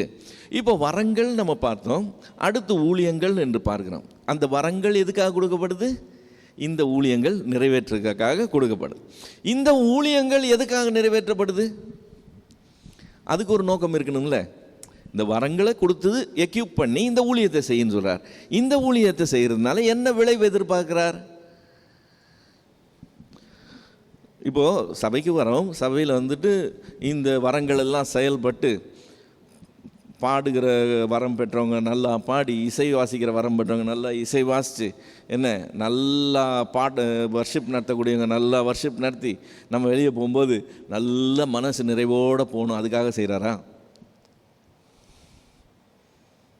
நம்மளை ஃபுல்லாக சாட்டிஸ்ஃபை பண்ணி அனுப்புறதுக்காக இந்த ஊழியங்கள் சபையில் நடக்குதா? அல்லது தேவன் எப்படிப்பட்டவர்னு சொல்லி நம்ம பார்த்து அப்படின்னு சொல்லிட்டு போகிறதுக்காகவா? அப்ரிஷியேட் பண்ண, வெரி குட், ஆண்டவர் பெரிய பெரிய காரியம்லாம் செய்கிறாருப்பா அப்படின்னு சொல்லிட்டு போகிறதுக்காக? எதுக்காக? இதுக்கு ஒரு காரணம் இருக்குது. தேவன் இறங்கி வந்து பாதாளத்துக்கு போய் மறுபடியும் மேலே போய் அந்த வரங்களை பெற்று மனுஷனுக்கு கொடுத்து மனுஷனுக்கு இவ்வளவுத்தையும் நடத்தி எவ்வளோ பெரிய வேலை. அப்போ அதுக்கு பெரிய நோக்கம் இருக்கணும்ல. அந்த நோக்கம் என்னென்னா, எபேசியருக்கு எழுதின நிருபம் 4வது அதிகாரம், எபேசியர் 4:11-16 வரைக்கும். எபேசியர் 4:11-16 வரைக்கும். மேலும் நாம் அனைவரும் தேவனுடைய குமாரனை பற்றும் விசுவாசத்திலும் அறிவிலும் ஒருமைப்பட்டவர்களாகி கிறிஸ்துவனுடைய நிறைவான வளர்ச்சியின் அளவுக்கு தக்க பூரண புருஷராகும் வரைக்கும் பரிசுத்தவான்கள் சீர்பொருந்தும் பொருட்டு சுவிசேஷ ஊழியத்தின் வேலைக்காகவும் கிறிஸ்துவின் சரீரமாகிய சபையானது பக்தி விருத்தி அடைவதற்காகவும் அவர் சிலரை அப்போஸ்தலராகவும் சிலரை தீர்க்கதரிசிகளாகவும் சிலரை சுவிசேஷகராகவும் சிலரை மேய்ப்பராகவும் போதகராகவும் ஏற்படுத்தினார். நாம் இனி குழந்தைகளாக இராமல் மனுஷருடைய சூதும் வஞ்சிக்கிறதுக்கு ஏதுவான தந்திரமும் உள்ள போதகமாகிய பலவித காற்றினாலே அலைகளைப் போல அடிக்கப்பட்டு அலைகிறவர்களாக இராமல் அன்புடன் சத்தியத்தை கைக்கொண்டு தலையாகிய கிறிஸ்துவுக்குள் எல்லாவற்றிலேயும் நாம் வளருகிறவர்களாக இருக்கும்படியாக அப்படி செய்தார். அவராலே சரீரம் முழுவதும் அதற்கு உதவியாக இருக்கிற சகல கணுக்களினாலும் இசைவாய் கூட்டி இணைக்கப்பட்டு ஒவ்வொரு அவயமும் தன் தன் அளவுக்கு தக்கதாய் கிரியை செய்கிறபடியே அது அன்பினாலே தனக்கு பக்தி விருத்தி உண்டாவதற்கு ஏதுவான சரீர வளர்ச்சியை உண்டாக்குகிறது. எக்ஸ்பிளனேஷனே தேவையில்லைன்னு நினைக்கிறேன். ரொம்ப பிளெயினாக ரொம்ப சிம்பிளாக கிளியராக சொல்லுகிறேன். எதுக்காகவா? நாம் தேவனுடைய குமாரனை பற்றும் அறிகிற அறிவில் ஒருமைப்பட்டவர்களாகி கிறிஸ்துவின் நிறைவான வளர்ச்சிக்கு தக்க பூரண புருஷராகும் வரைக்கும் பரிசுத்தவான்களான் என்று சொல்லப்படுகிற நாம் ஃபுல்லாக இன்னும் சீர் அடையல. அதனால் நம்ம என்ன செய்யணுமா? பரிசுத்தவான்கள் சீர் பொருந்தணுமா? சீர் பொருந்தும் பொருட்டு சுவிசேஷ ஊழியத்தின் வேலைக்காக அவன் என்ன செய்கிறாங்களா? கிறிஸ்துவின் சரீரமானது பக்தி விருத்தி அடைவதற்காகவும் அப்போஸ்தலர் தீர்க்கதரிசிகள் போதகர்கள் மேய்ப்பர்கள் இந்த மாதிரி நிறைய விதமான ஊழியங்களை அவர் ஏற்படுத்துகிறார். அந்த வரங்களை கொண்டு அவங்கள செயல்படுத்துகிறார். இப்போ இதனுடைய நோக்கம் என்னது? பலவித தீமையான போதகங்கள் இருக்குது. அதில் இந்த பக்கமும் அந்த பக்கமும் கேட்டுக்கிட்டு நீங்கள் ஓடிக்கிட்டு தெரியாமல் அன்பினாலே சத்தியத்தை கை கொண்டு தலையாகிய கிறிஸ்துவுக்குள்ள எல்லாவற்றிலும் வளருகிறவர்களாக இருக்கும்படி அப்படி செய்திருக்கிறாராம். அப்படி செஞ்சால் அவரால் சரீரம் முழுவதும் அதற்கு உதவியாக இருக்கிற சகல கணுக்களினாலும் இசைவாய் கூட்டி கட்டப்பட்டு ஒவ்வொரு அவயமும் தன் தன் அளவுக்கு தக்கதாய் கிரியை செய்கிறபடியே அது அன்பினாலே தனக்கு பக்தி விருத்தி உண்டாகிறதுக்கு ஏதுவான சரீர வளர்ச்சியை உண்டாக்குகிறது.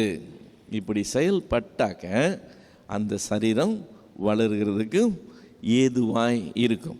ஸோ ஆவியானவர் அருளப்பட்டதே, புதிய ஏற்பாட்டில் ஆவியானவர் வந்து வாசம் பண்ணுகிறவராய் நம்மோட நிரந்தரமாக தங்கிறார். அவர் வந்து முத்திரையாக கொடுக்கப்படுதுன்னா நோக்கமே என்னன்னு பார்த்தோம்? நாம் பக்தி விருத்தி அடையணுன்றதுக்காக தான் கொடுத்துருக்கிறார். அதாவது ஆவியிலே மகிழ்ச்சியாக இருக்கிறத பற்றி பேசுகிறாங்க. என்ன, நம்மளை மகிழ்ச்சியாக்குறது ஆண்டவருடைய வேலையே கிடையாது. நம்மளை பரிசுத்தமாகிறது தான் அவருடைய வேலை. அதனால் நிறைய டைம் பலான்னு போட்டுக்கிட்டு தான் இருக்கிறார். பரிசுத்தமாகணும்னு சொல்லி நம்மளை மகிழ்ச்சியாக வைக்கிறது அவருடைய வேலை இல்லை. ஆவியிலே களி கூர்ந்தோம், ஆவியிலே மகிழ்ச்சியாக இருந்தோன்னு சொல்லி பேசிகிட்டு இருக்காங்க. அதெல்லாம் கர்த்தருடைய வேலையே இல்லைங்கிறத கிளியராக தெரிஞ்சுங்க. அவருடைய ஒரே காரியம் என்னன்னு சொன்னால், கிறிஸ்துவின் நிறைவான வளர்ச்சிக்கு தக்க பூரண புருஷராகும் வரைக்கும் நாம் என்ன செய்யணுமா? சீர் பொருந்தணும். அதுக்கு தான் இவ்வளவு வேலையும் நடக்குது. அதில் உங்களுக்கு ஒரு பங்கு இருக்குது, எனக்கு ஒரு பங்கு இருக்குது, அவங்களுக்கு ஒரு பங்கு இருக்குது, அவங்களுக்கு ஒரு பங்கு இருக்குது. அவங்கவுங்களுடைய பங்கு அவங்கவுங்க நிறைவேற்றும் போது இந்த சபையானது வளர்ச்சி அடைகிறதும் இல்லை, அது பக்தி விருத்தியும் அடைகிறதா இருக்கும். இதை தான் தேவன் எதிர்பார்க்கிறார். இப்போ கடைசி 3 வசனத்துக்கு வந்தோம்னா 29, 30 வசனங்களில் 1 கொரிந்தியர் 12, 29, 30 எல்லாரும் அப்போஸ்தலரா, இங்கே தான் கேள்வி வருது. இப்போ கொரிந்து சபையில் என்ன வரங்கள் ஃபுல்லாக இருக்குது, எல்லா விதமான வரங்கள் அவங்களுக்குள்ளே இருக்குது. இப்போ அவங்கள பார்த்து ஒரு கேள்வி கேட்கப்படுது. என்னன்னு கேள்வி கேட்கப்படுது? எல்லாரும் அப்போஸ்தலரா? பதில் என்ன வரணும்? இல்லை. எல்லாரும் அப்போஸ்தலர் இல்லை அப்படிங்கிற பதில் வரணும். 2வது கேள்வி, எல்லாரும் தீர்க்கதரிசிகளா? எல்லாரும் தீர்க்கதரிசிகள் இல்லை. அப்போ எல்லாரும் போதகர்களா? எல்லாரும் போதகர்கள் இல்லை. எல்லாரும் அற்புதம் செய்கிறவர்களா? எல்லாரும் அற்புதம் செய்கிறவர்கள் இல்லை. எல்லாரும் குணமாக்கும் வரமுடையவர்களா? எல்லாரும் குணமாக்கும் வரமுடையவர்கள் இல்லை. எல்லாரும் அந்நிய பாஷையை பேசுகிறார்களா? மறுபடியும் பாஷை இல்லை, எல்லாரும் அந்நிய பாஷைகளை பேசுகிறார்களா? இல்லை. இல்லையா? எல்லாரும் வியாக்கியானம் பண்ணுகிறார்களா? இல்லை. இப்போது இந்த அத்தனை கேள்விக்கும் ஆட்டோமேட்டிக்காக வர்ற பதில் என்னது? இல்லை. ஆக்சுவலாக அந்த கேள்வியிலே அந்த இல்லைங்கிறது தான், அதை சொல்கிறதுக்கு தான் அந்த கேள்வியே கேட்கப்படுது. ஓகே, இப்போ இதில் ஒரே ஒரு பாயிண்ட் மட்டும் ஹைலைட் பண்ணுறேன். எல்லாரும் அந்நிய பாஷைகளை பேசுகிறார்களா அப்படின்னு கேட்டால் என்ன அர்த்தம்? இல்லை என்கிறது தான் பதில்னு அர்த்தம். ஆனால் இன்றைக்கு திருச்சபையில் எல்லாரும் பேசுகிறார்கள் அப்படின்னா இந்த வசனத்தின்படி இங்கே இல்லை, அல்லது இங்கே நடக்கிறதின்படி இங்கே வசனம் இல்லை. தெரியுதுங்களா? அப்போது அது கரெக்டா, இது கரெக்டா? அடுத்த எடிஷன் வரும்போது இதை மாற்றணும், காலத்துக்கு ஏற்ப இதை மாற்றிக்கிட்டே வரணும், இல்லையா? ஆவியானவர் இங்கே கிரியை செய்கிறத நம்ம நேரில் பார்க்குறோம். வசனம் தப்பாக சொல்லுது, வசனத்தை மாற்றிடுவோம். அது ஒன்று மட்டும் எடுத்துருவோம் அட்லீஸ்ட். இல்லை, எடிட்டிங்கில் கொண்டு போகணும். கொண்டு போகலாமா, கொண்டு போகக்கூடாதா? கொண்டு போகக்கூடாது. அப்போ எதை மாற்றணும்? இதை தான் மாற்றணும், இல்லையா? எல்லாரும் அந்நிய பாஷைகளை பேசுகிறது என்கிறது இன்றைக்கு உபதேசிக்கப்படுது. ஆனால் வசனம் சொல்லுது எல்லாரும் அந்நிய பாஷை பேசுகிறார்களா? இல்லைன்னு சொல்லி வசனம் சொல்லுது. வசனம் இல்லைன்னு சொல்லிட்டா எனக்கு பிடிச்சாலும் பிடிக்கலனாலும் சம்திங் ராங், அவ்வளோதான். வசனத்தின்படி அது இல்லை. அது வரைக்கும் கிளாரிஃபை பண்ணிக்கும். ரைட். இப்போ சரீரம் ஃபுல்லாக எல்லா அவயவமும் கண்ணா இல்லை, எல்லா அவயவமும் நாக்கா இல்லை, எல்லா அவயவமும் கையா இல்லை. கண்ணு தான், மூக்கு தான், வாய் தான், நாக்கு தான், எல்லாம் டிஃப்ரெண்ட், இல்லையா? ஸோ எல்லாரும் அப்போஸ்தலர் இல்லை, எல்லாரும் தீர்க்கதரிசி இல்லை, எல்லாரும் போதகர்கள் இல்லை, எல்லாரும் குணமாக்க வரவங்க, எல்லாரும் அந்நிய பாஷை பேசுகிறவங்க இல்லை. As simple as that. முடிச்சுட்டான். 31வது வசனம், இப்படி இருக்க முக்கியமான வரங்களை நாடுங்கள். ஏற்கனவே வரங்கள் பெருகி இருக்குது. இப்போ அது மத்தியில் இவங்களுக்கு என்ன நாட்டம்? அதில் எனக்கு இன்னும் அது இருந்தால் நல்லா இருக்குமே, இது இருந்தால் நல்லா இருக்குமே. ஆசைப்படுறியா? கண்டினியூ நாடுக்கும். ஆனால் நான் என்ன செய்ய போகிறேன்? இன்னும் அதிக மேன்மையான வழியை உங்களுக்கு காண்பிக்கிறேன் அப்படின்னு சொல்லுகிறான். இப்போ இது அடுத்த அதிகாரத்துக்கு தொடர்ச்சியாக போகுது. நீங்கள் நாடுறீங்க, இந்த வாரம் அந்த வாரம் அது கூட இருந்தால் நல்லா இருக்கும்னு சொல்லி நீங்கள் நாடுறீங்க, அது முக்கியப்படுத்திக்கிட்டு இருக்கிறீங்க. நான் என்ன செய்ய போகிறேன்? இதை விட மேன்மையான வழி ஒன்று இருக்குது, நான் அதை காண்பிக்க போகிறேன் அப்படின்னு சொல்லுகிறேன். ஸோ அதை நம்ம நெக்ஸ்ட் வீக் பார்க்க போகிறோம். ஸோ இதோட இந்த அதிகாரம் நிறைவடையுது. ஸோ இந்த 12வது அதிகாரத்தில் பவுல் கொரிந்தியருக்கு முக்கியமான ஒரு சப்ஜெக்டை குறித்து சில காரியங்களை கிளாரிஃபை பண்ணுறதுக்காக ஸ்டார்ட் பண்ணும்போதே இந்த ஆவியின் அபிஷேகத்தை பெறாமல் இயேசுவ கிறிஸ்துன்னு சொல்ல யாராலையும் முடியாதுப்பா, அதை நான் தெரிவிக்கிறேன், அது தெரிஞ்சுக்கங்க ஃபஸ்ட்டுன்னு சொல்லி தான் ஸ்டார்ட் பண்ணுறான். அப்படி பெற்றவங்க, அப்படி அறிவிக்கிறவங்க என்ன செய்ய மாட்டாங்க? இயேசுவை சபிக்கப்பட்டவன்னு சொல்ல மாட்டாங்க. இதுதான் அடையாளம். அப்படி அடையாளம்னு சொல்லி ஆரம்பிச்சுட்டு வரங்கள்னா என்னென்னு ஆரம்பித்து வரங்கள் எப்படிப்பட்டதுன்னு சொல்லி தென் சரீரம்னா என்ன, அவயவம்னா என்ன, அது எப்படி சபைக்கு பிரயோஜனமாக இருக்குது, எல்லா டீட்டெயிலும் இந்த அதிகாரத்தில் கொடுக்குறத நம்ம பார்க்குறோம். இதோட நிற்கலை, இன்னும் தொடர்ந்து அடுத்த 2 அதிகாரத்தில் அவங்க மத்தியில் இருக்கிற குழப்பங்களுக்கு பவுல் தன்னால் ஆன மட்டும் ஒரு தெளிவை உண்டு பண்ணுகிறத நம்ம பார்க்குறோம். அவன் அவ்வளோ முயற்சி செஞ்சாலும் சரி, நான் இவ்வளவு நேரம் பேசின இதே வேத பகுதியை கொண்டு தான் அவ்வளவு குழப்பங்கள் இன்றைக்கி வரைக்கும் நடந்துக்கிட்டு இருக்கு. நான் கோட் பண்ண இதே வசனங்களை கொண்டு தான் கோட் பண்ணுவாங்க, அதே வேத பகுதியை வச்சு தான் குழப்பம் பண்ணுவாங்க, நடந்துக்கிட்டே இருக்கு. அட்லீஸ்ட் பவுல் என்ன சொல்கிறான்னா அது நம்ம தெளிவாகிக்குவோம். நமக்கு போதிக்கப்பட்டது முக்கியம் இல்லை, நம்முடைய அனுபவமும் முக்கியம் இல்லை. எது ரொம்ப முக்கியம்? வேதம் என்ன சொல்லுதுங்கிறது தான் முக்கியம். பெரியா பட்டணத்தார் என்ன பண்ணாங்களா, காரியம் அப்படியா இருக்கிறதுன்னு சொல்லி வேதத்தை ஆராய்ந்து பார்த்தாங்க. நான் சொன்னேன்னு எதையுமே எடுத்துக்காதீங்க, காரியம் அப்படியா இருக்குதுன்னு போய் நீங்கள் ஆராய்ந்து பாருங்கள். அடுத்த வாரம் வரும்போது நம்ம இதை கண்டினியூ பண்ணோம். ஸோ இப்போதைக்கு ஏதாவது டவுட்ஸ் இருந்தால் நம்ம கிளியர் பண்ணிக்கலாம். செசரியா பட்டணத்தில் பேதுரு போய் கொர்நேலியு வீட்டில் பிரசங்கம் பண்ணும்போது வசனத்தை கேட்டவர் யாவர் மேலும் பரிசுத்த ஆவியானவர் இறங்கினார்.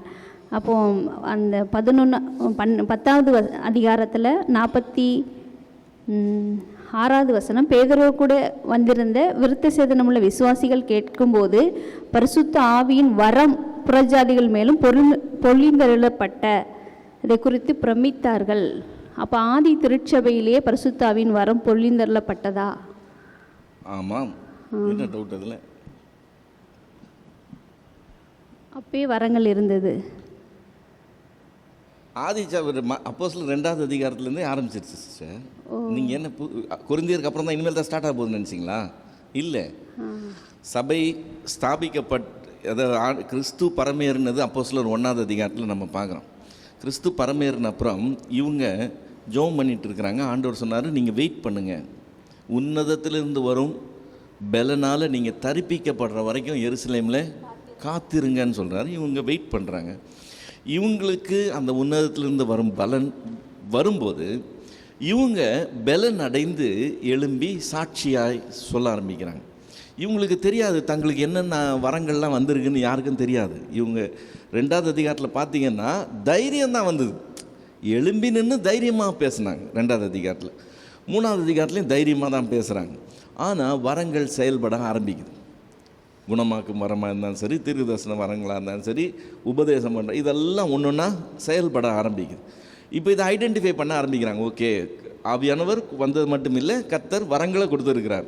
இப்போ பவுல் இவ்வளோ காரியம் சொல்கிறான்னா இதுக்கு முன்னாடி நடந்ததை தான் அவன் கோட் பண்ணி சொல்கிறான். ஆவியானவர் இந்தந்த வரங்கள்லாம் கொடுத்துருக்கிறாரு, இது நடக்குது, இது ஏன் நடக்குது, இது எப்படி நடந்தால் சரியாக இருக்கும், அதுதான் பவுல் சொல்கிறான். ஸோ அப்போஸ்தலர் நடவடிக்கை 10வது அதிகாரத்தில் சொல்லப்பட்டது நிறைவேறிடுச்சு. நிறைவேறின பின்னாடி இதெல்லாம் வருது. இப்போ சிம்சோன் மீது தேவனுடைய ஆவியானவர் இருக்காருன்னு சொல்லி, இப்போ கர்த்தருடைய ஆவியானவர் அவன் மேல் பலமாக இறங்கினார். யோசேப்பு மீது தேவனுடைய ஆவியானவர் அப்படின்ட்டு, அப்போ இங்கே பார்க்கும்போது பரிசுத்த ஆவியானவர், இது எப்படி வித்தியாசங்கள்? ஆவியானவர்னு சொல்லும்போது பைபிளில் எங்கே ஆவியானவர்னு வந்தாலும் அது பரிசுத்த ஆவியானவர் மட்டும்தான். திரியேக தேவனில் 3வது நபராய் சொல்லப்படுகிறது பரிசுத்த ஆவியானவர். இதை தேவன் ஆவியாய் இருக்கிறார்னு சொல்லும்போது அது அங்கேயே பரிசுத்த ஆவியானவர் பற்றி தான் வரும். ஓகே, இப்போ இந்த பரிசுத்த ஆவியானவர் பழைய ஏற்பாட்டில் கர்த்தருடைய ஆவியான அவனோட தங்கியிருந்தார்னு வரும், அவன் தலையில் இறங்கினார்னு வரும், அவனை ஏவினார்னு வரும். இதெல்லாம் ஒரு குறிப்பிட்ட டாஸ்க்கை கம்ப்ளீட் பண்ணுறதுக்காக அந்த குறிப்பிட்ட இண்டிவிஜுவலை கர்த்தர் எடுத்து அந்த நோக்கத்துக்கு செயல்படுத்துவார். அந்த டாஸ்க் நிறைவேறின பின்னால் இட் இஸ் ஓவர், முடிஞ்சிச்சு. ஆனால் நியூ டெஸ்ட்மெண்ட்டில் அந்த குறிப்பிட்ட இண்டிவிஜுவல்னே கிடையாது, இது எல்லாருக்கும் வருது. யோவேல் தீர்க்கதரிசியினால் உரைக்கப்பட்டது நிறைவேறும்படி நடந்ததுன்னு சொல்லும்போது யாவர் மேலும் ஊற்றுவேன், மாம்சமான யாவர் மேலும் ஊற்றுவேன்னு சொல்லி வரும்போது இவங்க விசுவாசித்த அத்தனை பேர் மேலேயும், ஒருத்தர் 2 பேரை ஒரு காரியம் 2 காரியம் செய்கிறதுக்காக இல்லை, யாவர் மேலேயும் ஊற்றி இதில் சிலரை விசேஷமாக எடுத்துருக்கலாம், ஒரு சிலரை கணம் கம்மியாக எடுத்துருக்கலாம், அவ்வளோதான் ஒழிய எல்லார் மேலேயும் ஆவியானவர் இறங்குறத புதிய ஏற்பாட்டில் பார்க்குறோம். பழைய ஏற்பாட்டில் ஒரு நாள் அது அந்த மாதிரி கிடையாது. அது டெம்பரவரி, வந்துட்டு போயிடுறது. இது பர்மனெண்ட்டு. எவ்வளோ நாளைக்கு? கர்த்தருடைய 2ஆம் வருகை வர வரைக்கும் கண்டினியூ ஆக போகிற விஷயம். இப்போது கிறிஸ்து 3.5 வருஷம் ஊழியம் செய்தார்னு சொன்னால் பரிசுத்த ஆவியானவர் 2000 வருஷமாக ஊழியம் செய்கிறார். அப்போ அதனுடைய மேக்னிடியூட் எவ்வளோ பெருசுன்றதை ரியலைஸ் பண்ணிக்கங்க. கிறிஸ்து வெறும் 3.5 வருஷம்தான் முடிச்சுட்டு போயிட்டார். ஆனால் ஆவியானவர் இறங்கி 2000 வருஷம் ஆச்சு. இன்னும் மனுஷர் மத்தியில் அவர் வேலை செஞ்சுட்டு தான் இருக்கிறார். இப்போ இன்றைக்கி கூட நம்ம சுவிசேஷம் சொல்கிறோம், நம்ம சத்தியம் சொல்கிறோம், ஒருத்தர் மனம் திரும்புகிறாங்கன்னு சொன்னால் பரிசுத்த ஆவியார் கண்டித்து உணர்த்தாமல் அவனால் மனம் திரும்ப கூட முடியாதுன்னு நமக்கு தெரியும். நம்ம பேசுகிறதுனால நம்ம யாரையும் கன்வின்ஸ் பண்ணுறதில்ல. ஆவியானவர் அவங்கள கண்டித்து உணர்த்துறதுனால தான் அவங்க உணர்வடைகிறாங்க. ஸோ ஆவியானவர் கிரியை செய்கிறார், செஞ்சால் தான் வேலை நடக்கும். அந்த மாதிரி பெர்மனண்ட்டாக நம்மளோட இருக்கிறார். ஸோ இதுக்கும் அதுக்கும் பெரிய வித்தியாசம் இருக்குது. பழைய ஏற்பாட்டிலையும் செய்தது உண்டு, ஆனால் இதில் செய்த அளவுக்கும் அது வேறு டோட்டல். சரிங்களா? சொல்லுங்க. குணமாக்கும் வரங்கள், அப்போது அது ஏதாச்சும் நீங்கள் மென்ஷன் பண்ண முடியுங்களா? குணமாக்கும் வரங்கள் அப்படின்னு இருக்குது. குணமாக்கும் வரம் இல்லை, வரங்கள் ப்ளூரலுக்கு. ஸோ 1 2 3 ப்ராக்டிகல்ஸ் இதுவும் நீங்கள் சொல்ல முடியுங்களா? அது ப்ளூரலிட்டிக்காக சொன்ன மாதிரி நான் நினைக்கல. குணமாக்குறதுனா குணமாக்குறது தான். குணமாக்கும் வரங்கள்னு சொல்லும்போது அது குணமாக்குற வரத்தை பற்றி தான் பேசுதுன்னு நான் அப்படி தான் பார்க்க முடியும். அதில் ப்ளூரல் இருக்கிற மாதிரி தெரியல. ஓகே. அது இப்போது அபிஷேகம், கிஃப்ட்ஸ் டிஃப்ரென்சியேஷன் ஏதாச்சும் பண்ண முடியுங்களா? கிஃப்ட் கிஃப்ட் சிஸ்டர், அபிஷேகம் கிஃப்ட் கிடையாது. இல்லை, ஏன்னா ஊழியர்கள் ஆவியானவர் இந்த மாதிரி அபிஷேகம் இறங்குது, இதை பெற்றுக்கொள்ளுங்க, அதை பெற்றுக்கொள்ளுங்க அப்படின்னு இன்ஸ்ட்ரக்ஷன்ஸும் அவங்க ஏவப்பட்டு சொல்கிறாங்க. ஸோ அந்த மாதிரி நான் கேட்குறேன். அதாவது நீங்கள் சொல்கிறது அபிஷேகம் பெறுகிறதும் கிஃப்ட்ஸ் வாங்குறதும் தனித்தனியான்னு கேட்குறீங்களா? அப்படியா? கொஸ்டின் அதுவா? எனக்கு தெரியல. பட் என்ன அப்படின்னா, இப்போது அனாயிண்டிங் செஷன் அது மாதிரி ஒரு ஊழியக்காரர் அப்படி ஆவியில் ஏவப்பட்டு சொல்கிறாங்க, நீங்கள் இது மாதிரி நல்லா ஆவியானவர் பொழிந்தரில் படுகிறார், நீங்கள் அபிஷேகம் இறங்கி வருது, நீங்கள் வரங்களை பெற்றுக்கொள்ளுங்க. சில பேருக்கு வரங்கள் வருது. அப்போ அந்த அபிஷேகத்தினால் அந்த வரங்கள் அதுக்குள்ளார வருதா, இல்லை அபிஷேகன்றது தனியாக? பைபிளில் அதுக்கெல்லாம் இடமே கிடையாது சிஸ்டர். இந்த மாதிரி ஒரு செஷன் நடத்துறது, இந்த மாதிரி இது பண்ணுறதெல்லாம் சைக்கலாஜிக்கல் ட்ரீட்மெண்ட். அது பேர் என்ன சொல்லலாம், ஏறக்குறைய அது சைக்கலாஜிக்கலாக கண்ட்ரோல் பண்ணுறது. அதுக்கு தான் அந்த மியூசிக், அதுக்கு தான் அந்த பீட், அதெல்லாம் ஆஃப் பண்ணிட்டீங்கன்னா இவங்கெல்லாம் ஆஃப் ஆகிடுவாங்க. கொட்டடிக்கிறவனை நீங்கள் நிறுத்திட்டீங்கன்னா, பாட்டு பாடுறவனை பாட்டு பாடாதான்னு சொல்லிட்டீங்கன்னா இவங்களுக்கு வல்லமையெல்லாம் போயிடும், ஆவியெல்லாம் இறங்கிடும். இது டோட்டலாக டிஃப்ரெண்ட். இது நம்மளுடைய சைக்காலஜியில் ப்ளே பண்ணுற ஒரு விஷயம். சத்தியம் சைக்காலஜியில் ப்ளே பண்ணுறது இல்லை. புரியுதுங்களா? இப்போது ஆவியானவரை பெற்றுக்கொள், நீ வந்துக்கிட்டே இருக்கு, இறங்கிக்கிட்டே இருக்குன்னு சொல்ல வேண்டிய அவசியமே கிடையாது. ஏன்னா சிம்பிளாக பவுல் சொல்கிறான், இயேசுவை கிறிஸ்துன்னு சொல்லி, கர்த்தர்னு சொல்லி ஒருத்தன் அறிக்கை பண்ணாலே அவனு எப்போ தான் பண்ண முடியும்? ஆவியானவர் இருந்தால் தான் பண்ண முடியும். இப்போ அவன் ஏற்கனவே ஆவியானவரை பெற்றவனாக இருக்கும்போது அவனை முட்டி போட வச்சு 1/2 மணி நேரம் அவனை பாட்டு பாடி அவன் தலையில் கை வச்சு அவனுக்கு ஒரு வைப்ரேஷன்லாம் கொடுத்து நீ பெற்றுக்கோள்னு சொல்லிட்டு இருக்க வேண்டிய அவசியமே கிடையாது. பவுலை பொறுத்தவரைக்கும் ரொம்ப சிம்பிள். இயேசுவை கிறிஸ்துன்னு ஐடென்டிஃபை பண்ணணும்னாலே அபிஷேகம் இல்லாமல் ஐடென்டிஃபை பண்ண முடியாது. ஒருத்தன் கிறிஸ்துன்னு சொல்லி அறிக்கையிடுறான்னு சொன்னால் அவன் அபிஷேகம் பெற்றவன் சொல்லி பவுல் சொல்கிறான். இதை நீங்கள் தெரிஞ்சுக்கங்கப்பான்னு சொல்கிறான். ரொம்ப நீங்கள் போய் கஷ்டப்பட வேண்டிய அவசியம் கிடையாது. நைட்லாம் காத்திருக்கணும், உபவாசம் இருக்கணும், கர்த்தர் முன்னாடி தரித்து இருக்கணும், உண்மையாக இருக்கணும். உண்மையாக இருக்கிறவங்களுக்கு தான் அவர் கொடுப்பாரு. இதெல்லாம் பைபிளில் சொல்ல. சிம்பிளாக இயேசுவை தெய்வம் என்று சொல்லி ஒருத்தன் அக்செப்ட் பண்ணுறான் அல்லது அறிக்கை எடுக்கிறான், ரெகக்னைஸ் பண்ணுறான்னாலே அபிஷேகம் இல்லாமல் முடியாது. அப்படி ரெகக்னைஸ் பண்ணவன் அவரை சபிக்கப்பட்டவன்னு சொல்லவும் மாட்டான். இது 2 தான் அடையாளம். அதுக்கு மேலே என்னது மற்றதெல்லாம்? புரியுதுங்களா? இந்த வரங்கள் பற்றின காரியங்கள் ஃபஸ்ட்டு டே நீங்கள் கிறிஸ்துவை ஏற்றுக்கொண்ட அன்னைக்கு, அந்த அபிஷேகம் பெற்ற அன்னைக்கு நாளிலேருந்து நீங்கள் பெரிய பெரிய வரங்களை கொண்டு இப்படி செய்வீங்க அப்படி செய்வீங்கன்னு பைபிள் சொல்லலை. யார் யாருக்கு என்ன தரணும்னு அவருக்கு தெரியும், அவர் தருகிறார், அவங்க அதை எடுத்து செய்வாங்க, அவ்வளோதான். ஸோ வந்து எனக்கு ஒரு குறிப்பிட்ட வரம் இருக்குதுன்னு வச்சுக்கோங்களேன், அது வந்து நான் கிமிக் பண்ண முடியாது. எனக்கு வந்து இசை வாசிக்கிற வரம் கிடையாது. நான் போய் இசை உட்காந்து வாசிக்க முடியுமா? எனக்கு முடியாது. என்னால் அதை வந்து என்ன சொல்கிறது, நடிக்க முடியாது, நடித்து செய்ய முடியாது. அதே மாதிரி எனக்கு வேதத்தை பகுத்து போதிக்கிற வரம் இருக்குது. இன்னொருத்தர் வந்து இதை நடித்து செய்ய முடியாது. கூகுள் இருக்குது, ChatGPT இருக்குது, நான் அதுலேருந்து இன்ஃபர்மேஷன் எடுத்துக்குவேன், நான் அதெல்லாத்தையும் இன்றைக்கி ஒரு ½ hour செமினாராக நடத்திடுவேன், எல்லாம் சரிதான். ஆனால் அங்கே ஆவியானவர் இல்லைன்னா அது எஃபெக்டிவாக இருக்காது. அதுதான் பெரிய டிஃப்ரென்ஸ். இப்போ நான் பேசுகிற இதே வார்த்தைகளை வேற ஆள் பேச முடியும், ஆனால் அது எஃபெக்டிவாக இருக்காது. புரியுதுங்களா? இப்போ எனக்கு கொடுத்த கிஃப்ட்டு எப்படி ஆப்ரேட் ஆகுதுன்னு மட்டும் நான் சொல்கிறேன். இப்போ நான் இந்த சனி ஞாயிறு திங்கள் ஒரு கன்வென்ஷன், அந்த கன்வென்ஷனுக்கு போயிருந்தேன். அந்த கன்வென்ஷனில் நான் பிரசங்கம் பண்ணுறேன். முடித்த அப்புறம் ஒருத்தர் சொல்கிறாரு, இது தெரிஞ்ச வசனங்க, எல்லோரும் தெரிஞ்ச வசனம், இந்த தெரிஞ்ச வசனம் தான் நீங்கள் வாசித்தா அது எப்படி வேறு அர்த்தம் வருது எங்களுக்கு புரியலன்றார். இது நாங்கள் ரெகுலராக வாசிக்கிறோம், எங்கள் எல்லாருக்கும் தெரிஞ்ச வசனம், அந்த தெரிஞ்ச வசனத்தை தான் நீங்கள் வாசிச்சிங்க, நாங்கள் உங்களோட கேட்டு ஃபாலோ பண்ணிட்டு வரோம், அது எப்படி நீங்கள் வாசிக்கும்போது வேறு அர்த்தம் வருதுன்னு கேட்குறாரு. அது கர்த்தர் செய்கிற காரியம். நானாக செய்கிறேன், எனக்கு அந்த திறமை இருக்குது? இல்லை, அது கர்த்தருடைய காரியம். ஸோ அந்த வரத்தை அந்த இடத்துல தேவன் எடுத்து யூஸ் பண்ணுறது வேறு, நீங்கள் உங்களுடைய திறமையினால் நீங்கள் செய்கிறதுன்றது வேறு. கிமிக் பண்ண முடியாது, அதாவது இதை பார்த்து வேஷம் கட்ட முடியாது. அந்த வரம் உள்ளவங்க செய்வாங்க, அது ஆட்டோமேட்டிக். நீ பெற்றுக்கொள்னு ஆடிக்கிட்டு இருக்க வேண்டிய அவசியம்லாம் கிடையாது. இது வந்து டோட்டலாக அந்த இண்டஸ்ட்ரியே ஒரு தவறான ஒரு இண்டஸ்ட்ரி. அதில் அவங்க செய்கிறது எல்லாமே மிஸ்டேக். நான் தான் சொல்கிறேனே, கரண்ட் ஆஃப் பண்ணிங்கன்னா முடிஞ்சு போச்சுன்னு சொல்கிறேனே. ஓஹோன்னு போயிட்டு இருப்பாங்க, நீங்கள் கரண்ட்டை மட்டும் ஆஃப் பண்ணுங்கள், ஆஃப், முடிஞ்சு போச்சு. அடுத்து கொட்டை அடிக்க போவாங்க, நீங்கள் கொட்டையும் எடுத்துருங்க. அவங்களுக்கு அந்த ரிதம் பீட்லாம் வேணும், அதெல்லாம் இருந்தால் தான் அது வந்து கொஞ்சம் கொஞ்சமாக பில்டப் பண்ணி எல்லோரும் அப்படியே பரலோகத்துக்கு கொண்டு போகலான்னு ஒரு ஐடியா பண்ணிகிட்டு இருப்பாங்க. அங்கே தான் மிஸ்டேக் வருது. இதை பேய் கூட பண்ண முடியும். மெஸ்மரிசத்துலேயும் இதே தான் உண்டு இல்லை? அந்த ரிதம் அந்த பீட்டை வச்சு தான் நம்மளுடைய இதை வந்து கொண்டு போயிடுவாங்க. ஸோ இது எல்லாமே சைக்காலஜி சம்மந்தப்பட்ட ஒரு விஷயம், ஸ்பிரிட் இல்லை.